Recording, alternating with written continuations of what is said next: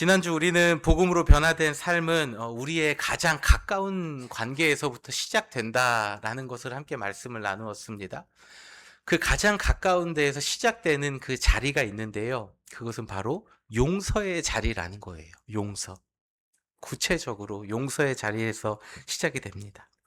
오늘 본문은 작년 초에 제가 예수님은 어떻게 하셨을까라는 그 시리즈 설교를 하면서 함께 나누었던 말씀입니다.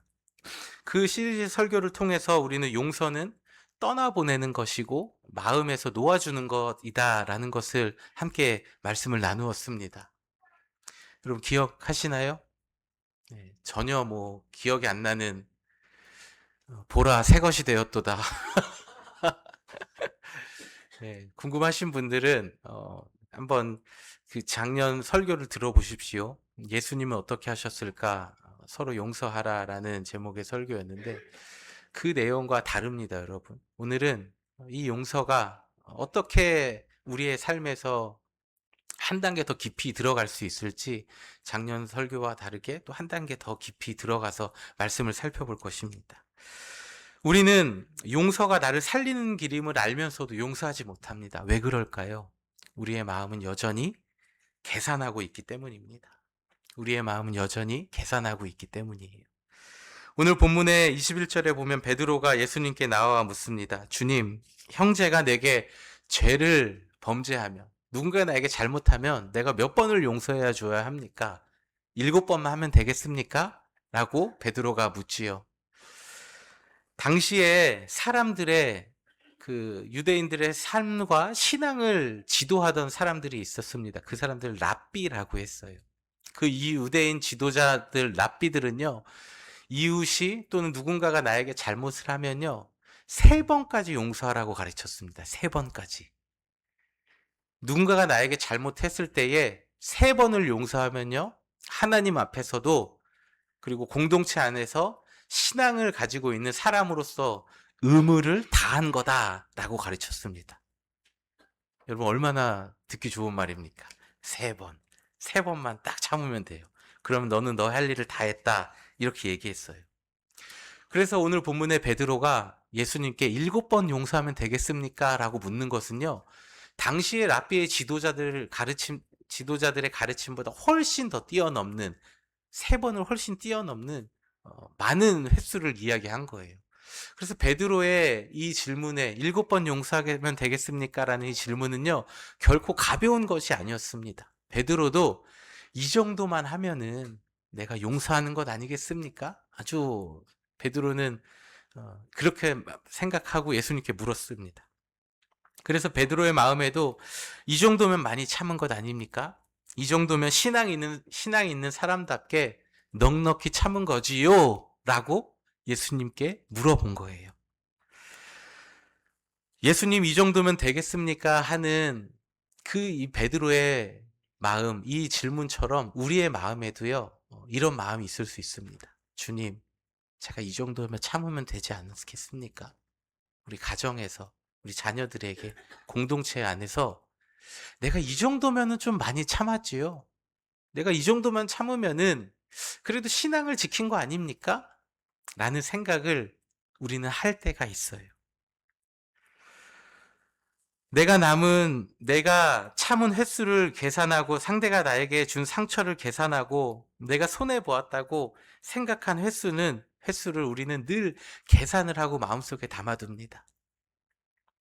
그리고 그 사과는 진심이었는지, 충분히 상대가 반성하면서 태도가 달라졌는지, 앞으로는 다시는 이런 일을 행동할 것인지 안 할 것인지 우리는 다 계산해 보면서 어느 순간 마음에 그래, 그 정도면은 내가 용서해 주겠다라고 생각하는 경향이 있습니다. 조건을 하나하나 따져보는 거죠. 그런데 예수님께서는 오늘 본문에 뭐라고 말씀하십니까? 7번까지 70번을 용서하라고 말씀하세요. 7번씩 70번. 유대인들에게 숫자 7은요, 완전한 숫자를 상징합니다. 왜냐면요, 하나님께서 태초에 천지를 창조하신 게 7일 동안에 창조하셨고, 7일째 날에 안식하셨다. 그래서 이 숫자 7이라는 것은요, 우리가 생각하는 럭키 세븐, 이런 것을 뛰어넘어서 완전한 수, 하나님의 수라고 이 사람들은 생각을 하고 있어요. 그래서 이 정도면은 완전히 내가 좀 참을 만큼 참은 거 아닙니까? 라고 이야기하는 거예요. 그런데 예수님은 7번씩 70번을 참으라고 말씀하셨어요. 이것은 단순히 숫자를 늘리신 것이 아니라 우리 안에 그 완전하다고 생각하는 그 숫자, 그 계산하는 마음을 완전히 깨트려 버리신 거예요. 7 완전하다? 아니다. 7번씩 7번씩 70번이라도 해라. 완전히 그거를 다 예수님께서 없애버리신 겁니다. 그런데 우리는 우리의 용서의 자리에서도 자꾸 계산합니다. 내가 몇 번 참았는데, 내가 사과한 게 몇 번인데, 이만큼 양보했는데, 저 사람은 왜 하나도 안 바뀌지? 나만 괴롭네. 용서를 구한다고 하지만, 용서의 모습이 전혀 보이지 않는 것처럼 느껴집니다. 말로는 우리 마음속에서 용서하고 화해하는 것 같지만, 마음속에서 어딘가에서는요, 당신이 나한테 그때 상처 주었지?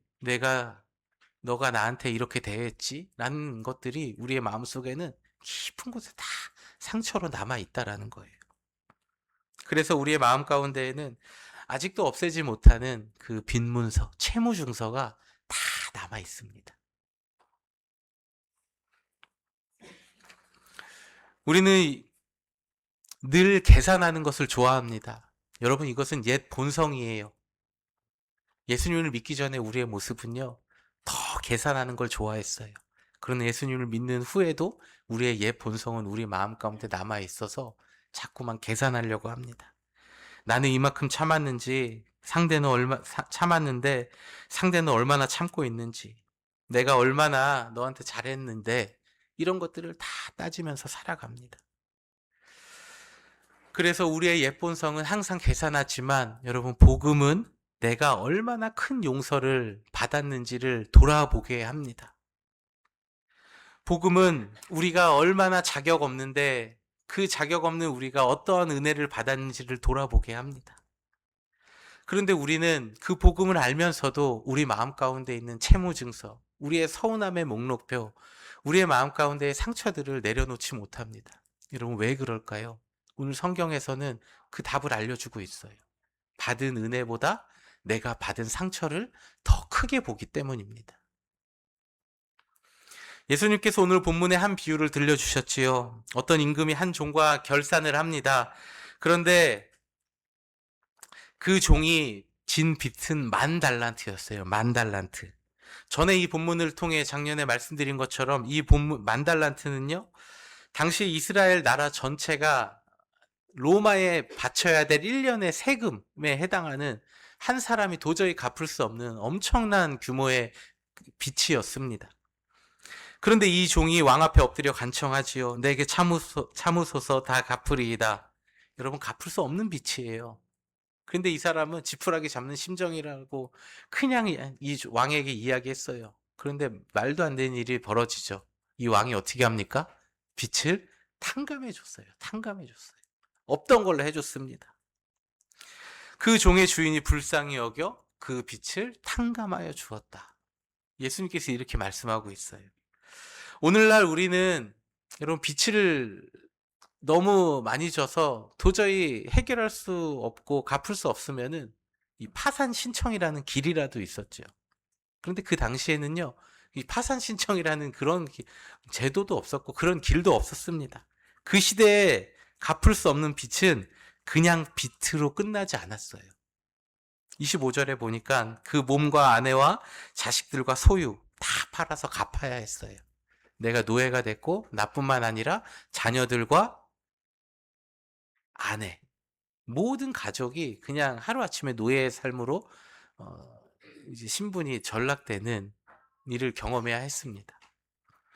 그러니 왕이 빚을 탕감했다는 것은요, 한 사람의 인생뿐만 아니라 단순히 빚을 없애주는 것이 아니라 한 사람의 인생뿐만 아니라 그와 관련되어 있는 아내와 자녀들, 모든 한 가정이 하나님의 큰 은혜를 받은, 이 왕의 은혜를 받았다라는 거예요. 다시 자유롭게 살아갈 길을 열어준 것입니다. 그런데 이 사람이 왕으로부터 빚을 탕감받고 밖으로 나가는 순간 자신이 100데나리온 빌려준 사람을 만납니다. 그리고 이 사람을 만나고 어떻게 합니까? 26절에 보니까요. 우리 한번 다시 읽어볼까요? 28절, 그 종이 나가서 한 사람을 만나 붙들어 지금 어떻게 하고 있습니까? 붙들어 목을 잡고 이르되 빚을 갚으라고 하는 거예요. 여러분, 이 사람이 방금 전에 어떠한 사람이었습니까? 왕 앞에 엎드려서 자신의 빚을 갚아달라고, 참으시옵소서 내가 갚겠습니다, 왕에게 엎드렸던 사람입니다. 그러나 다른 사람 앞에서는요, 지금 뭐 하고 있어요? 멱살 잡고 있는 거예요. 멱살 잡고. 너 100달란트 빌려갔지? 빨리 내놔 갚아. 조금 전에 10,000달란트를 탕감받은 사람이 100데나리온 앞에서는 한치의 자비도 없습니다. 받은 은혜는 그새 있고 내가 받아내야 할 그 빚만 보고 있는 것입니다. 예수님께서는 이 장면을 통해서 이 사람이, 인간이 얼마나 위선적인 존재인지를 우리에게 말씀해 주고 있어요. 우리는 하나님 앞에서 용서받았는데 사람 앞에서는요, 채권자가 됩니다. 하나님 앞에서는 은혜를 입은 사람이지만 나에게 상처 준 사람 앞에서는요, 다시 계산하는 사람이 된다라는 거예요. 이러한 사람의 위선적인 모습을, 하나님 앞에서와 사람 앞에서 다른 얼굴을 쓰는 우리의 모습을 예수님께서는 지금 말씀해 주고 계시는 거예요. 그래서 성경을 깊이 들여다보면 예수님께서는 오늘 본문을 통해서 너는 은혜를 받았지만, 너는 죄사함을 받았는데 왜 다른 사람을 용서하지 못하냐, 우리를 책망만 하고 있는 게 아니라는 거예요. 우리의 인간의 본래의 모습을 깊이 예수님께서 보여주고 계십니다. 예수님은 우리 안에 있는 이 이중성, 그리고 더 깊이 왜 우리가 용서하지 못하는지, 우리의 마음이 무엇에 사로잡혀 있고 무엇에 고정되어 있는가를 오늘 본문을 통해서 보여주고 계시는 거예요. 자신이 빌려준 돈을 받지 못한 사람이 여러분 억울했을까요? 억울하지 않았을까요? 이 사람 억울했을 겁니다. 100데나리온도요, 결코 작은 돈이 아닙니다. 오늘날로 치면은 노동자의 2달, 3달치 되는 월급이에요. 임금이에요. 여러분 열심히 일했는데 회사에서 2달, 3달 월급이 안 나와요.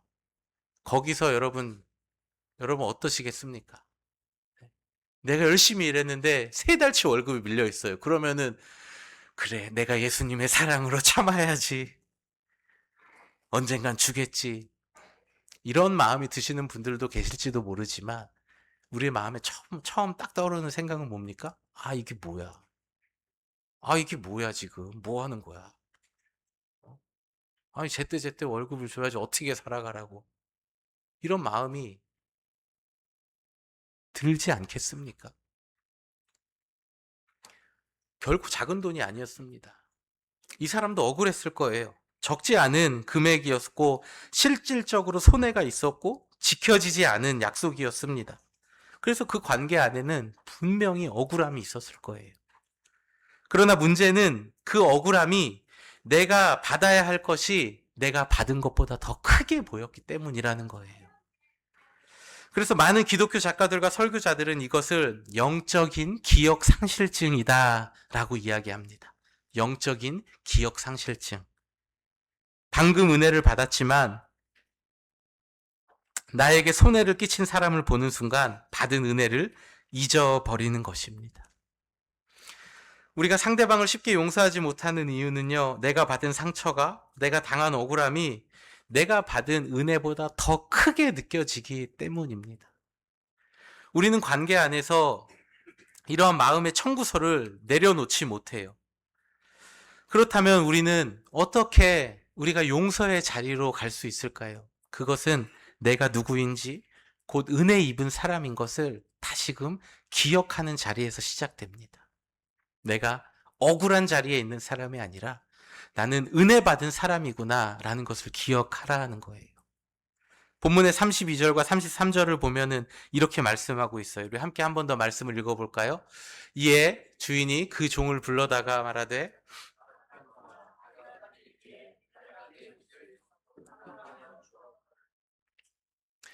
내가 너를 불쌍히 여긴 것 같이. 아멘.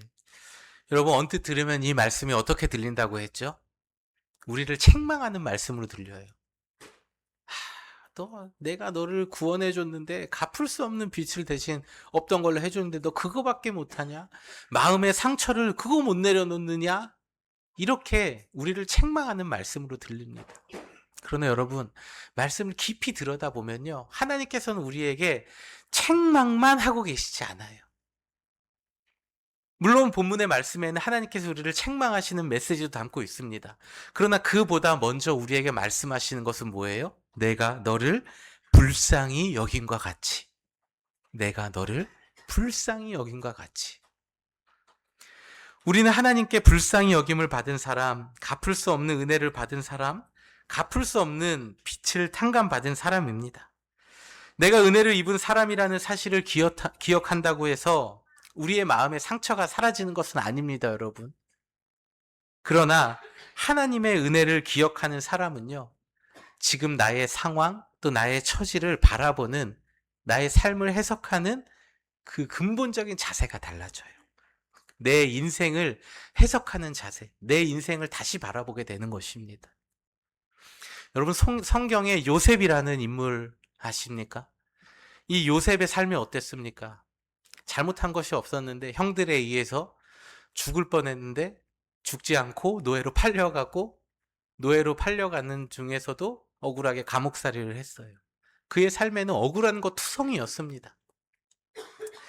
그는 가까운 가족에게 배신당했습니다. 그리고 자기가 충성을 다했던 그 보디발에게도 배신당하고 감옥에 갔어요. 이 요셉의 삶의 인생의 억울함이 얼마나 많았겠습니까? 세월이 흘러 요셉은 애굽의 총리가 되었고 형들은 그의 앞에 엎드린 처지가 되었지요. 이제 형들의 운명이 요셉의 손안에 있었습니다. 마음만 먹었으면은 그 형들을 바로 없앨 수도 있어요. 창세기 50장 15절에도 그 형들이 요셉을 이렇게 두려워했다고 말씀하고 있어요. 우리를 미워하여 우리가 그에게 행한 모든 일을 이제 요셉이 다 갚겠구나. 아버지 야곱이 죽자 이제 형들은 벌벌 두려워 떨었습니다. 왜요? 자기들이 잘못했고 이제 요셉이 갚을 거라고 생각했거든요. 그런데 요셉이 20절에서 이렇게 이야기해요. 우리 함께 읽을까요? 당신들은 나를 해하려 하였으나 하나님은 그것을 선으로 바꾸사. 아멘. 여러분, 이 요셉의 고백이 오늘을 살아가는 우리의 고백이 되어지길 바랍니다. 우리의 삶에 끊임없이 우리를 마음을 힘들게 하고 우리를 아프게 하는 사람들이 있지만 하나님은 그것을 어떻게 바꾸신다고요? 선으로 바꾸시는 분이에요. 그것을 선으로 바꾸시는 분. 요셉은 분명히 이야기합니다. 당신들은, 형들은 나를 해하려 했으나 하나님께서 그것을 선으로 바꾸셨습니다. 요셉은 단지 자신의 인생을요, 상처받은 사람, 형들에게 버림받고 자신이 충실하게 충직했던 상관에게 버림받은 사람으로 해석하지 않았습니다. 만약 요셉이 자기의 인생을 형들에게 버림받은 이야기로 해석했다면 그는 평생의 억울함과 분노에서 벗어날 수 없었을 것입니다. 그러나 요셉은 노예의 삶을 살 때도, 억울하게 감옥에 갔을 때에도 나와 함께 하시는 그 하나님의 선하심, 나와 함께 하시는 그 하나님의 은혜를 바라보았어요. 나는 버림받은 사람이 아니라 하나님의 은혜로 살아가는 사람이다. 나는 비록 억울하게 감옥에 갇혔지만 하나님께서 은혜를 주셔서 이 감옥 안에서도 형통한 삶을 살아가는 사람이다. 그래서 요셉은 그가 애굽의 총리가 되었을 때에 충분한 복수할 힘이 있었음에도 불구하고 보디발에게 복수하지 않았습니다. 그의 형제들에게도 복수하지 않았어요. 형들을 향한 자신의 삶의 복수의 자리로 돌아가지 않았다라는 것입니다. 사랑하는 성도 여러분, 우리가 용서의 길로 깊이 들어갈 수 있는 것은요, 상처를 덜 받아서 그 일을 아무것도 아닌 것처럼 생각해서가 아닙니다. 나는 갚을 수 없는 빚을 탕감받은 사람입니다. 나는 은혜 입은 사람입니다. 하나님의 긍휼로 살아가는 사람입니다. 나의 삶이 오늘도 하나님의 손에 있습니다. 라는 그 은혜를 기억하며 살아갈 때에 우리의 삶의 선택은요, 자연스럽게 용서의 자리로 옮겨가게 될 것입니다. 우리는 어찌 보면 이 세상을 살아가는 걸 너무 당연하게 여기고 살아가는 것 같아요. 오늘 하루에 숨을 쉬고 살아가는 것, 또 아무렇지도 않게 안전하게 살아간다고 느끼는 것, 그리고 주일날에 당연하게 교회에 오는 것. 여러분, 이 모든 것이요, 사실 우리에게 당연한 것이 아닙니다. 우리 좋아하는 찬양 있잖아요. 당연한 것 아니라 은혜였어. 우리는 그 찬양을 너무나 좋아하지만 우리의 삶에서 잊고 살 때가 더 많은 것 같습니다. 오늘 하나님께서 여러분의 발걸음을 이 주일 예배의 자리에 나오게 하신 것, 당연한 것이 아니라 하나님의 은혜입니다. 한 주간의 삶 동안 직장을 또 출퇴근하면서 그 운전하는 길 가운데에서 사건, 사고 나지 않도록 지켜주신 것, 여러분 하나님의 은혜입니다. 우리가 이민자의 삶을 살고 이 고국을 떠나서 살면서 얼마나 힘든 것이 많습니까? 하루하루가 불안한 분들도 계실 것이고 앞날이 보이지 않는 미래 가운데에서 한 걸음 한 걸음 살아가고 계신 분들도 계실지 모르겠습니다. 이 광야와 같은 이민 생활 가운데 생활에서 우리는 경험할 수 있는 건 하나예요. 나는 내 힘과 내 능력으로 사는 존재가 아니라 하나님의 은혜로 사는 사람이다. 하나님의 은혜로 사는 사람이다. 그러므로 사랑하는 성도 여러분, 하루하루의 삶 가운데서 나를 형통하게 하시는 그 하나님의 은혜를 기억하시길 바랍니다. 하나님께서 오늘도 나의 삶을 지켜주셨구나.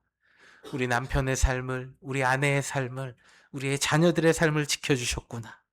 오늘의 모든 살아가는 삶 가운데서 하나님께서 함께 하시고 은혜를 베풀어 주시구나. 여러분, 이 은혜를 늘 바라보며 살아가는 우리 모두가 되어지길 주님의 이름으로 축복합니다. 오늘 말씀의 결론입니다. 우리는 은혜 입은 사람으로 돌아가야 합니다. 우리 옆에 분들과 앞뒤에 있는 분들과 함께 이렇게 이야기할까요? 은혜 입은 사람으로 돌아가야 합니다.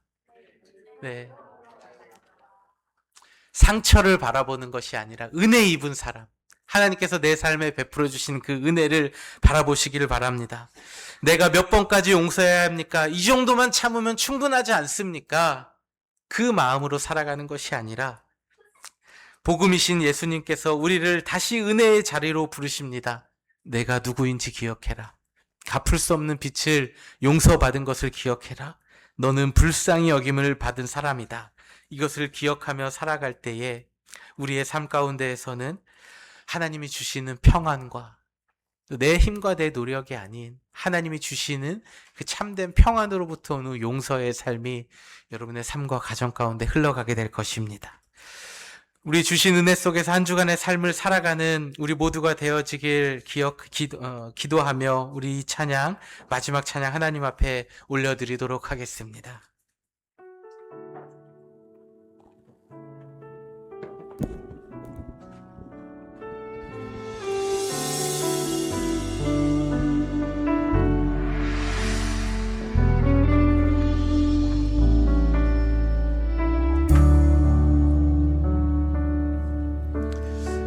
아버지 사랑 내가 노래해. 아버지 사랑 내가 노래해. 아버지 은혜 내가 노래해. 아버지 은혜 내가 노래해. 그 사랑 변함없으신 거짓 없으신 성실하신 그 사랑, 언제나 우리를 향한 하나님의 그 크신 사랑을 기억하십시오. 사랑할 때 꺾지 않으신 매일매일 흔들리는 우리를 붙잡아 주시는 것 하나님의 은혜입니다. 꺼져가는 등불 끄지 않는 그 사랑 변함없으신 거짓 없으신 성실하신 그 사랑,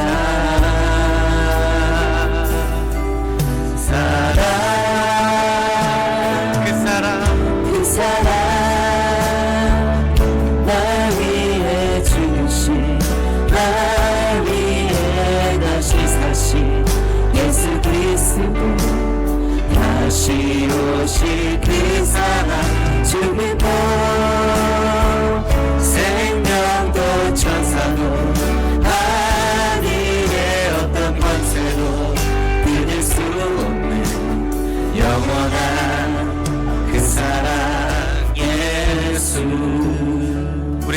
삶을 은혜로 붙들어 주시는 그 하나님의 은혜를 한 번 더 찬양합시다.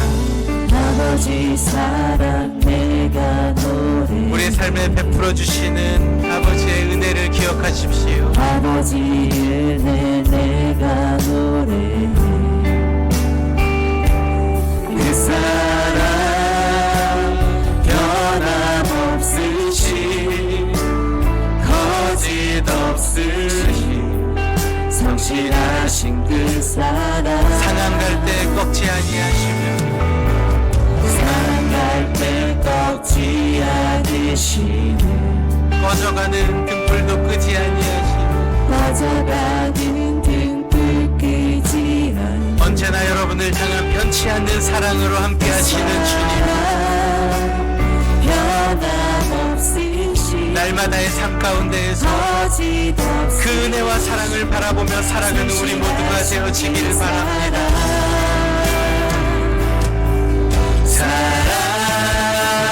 사랑, 그 사랑,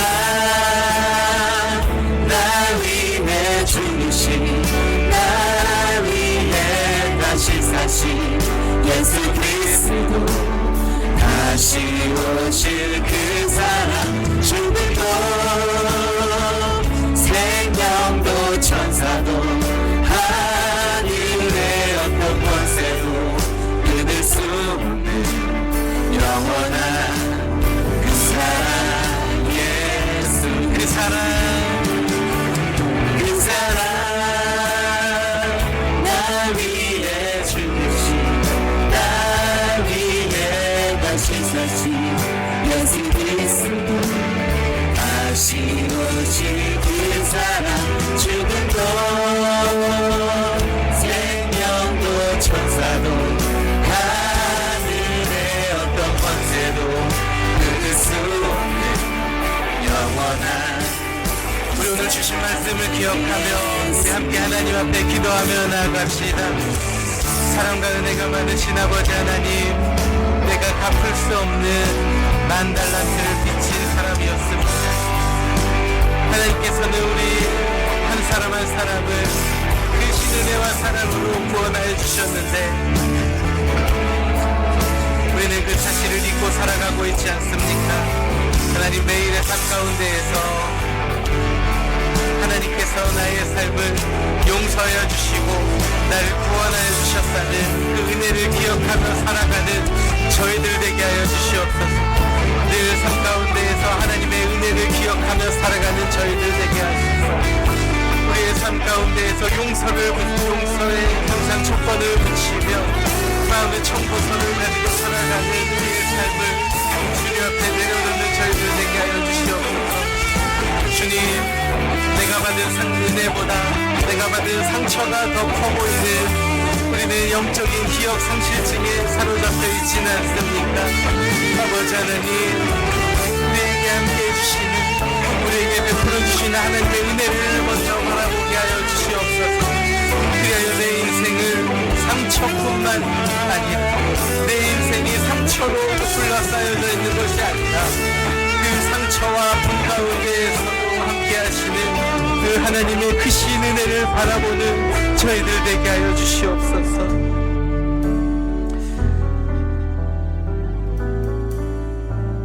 하나님, 우리는 하나님의 은혜로 용서받았지만 우리의 삶 속에서 너무나 자주 그 은혜를 잊고 살아가는 것 같습니다.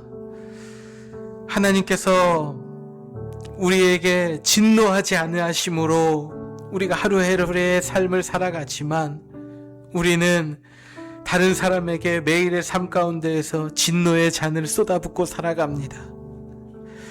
하나님께는 살려달라고 은혜와 긍휼을 구하면서 다른 사람에게는 자비하지 못하고 우리의 마음에 서운한 것들과 우리 마음의 청구서들을 들이밀고 살아갔습니다.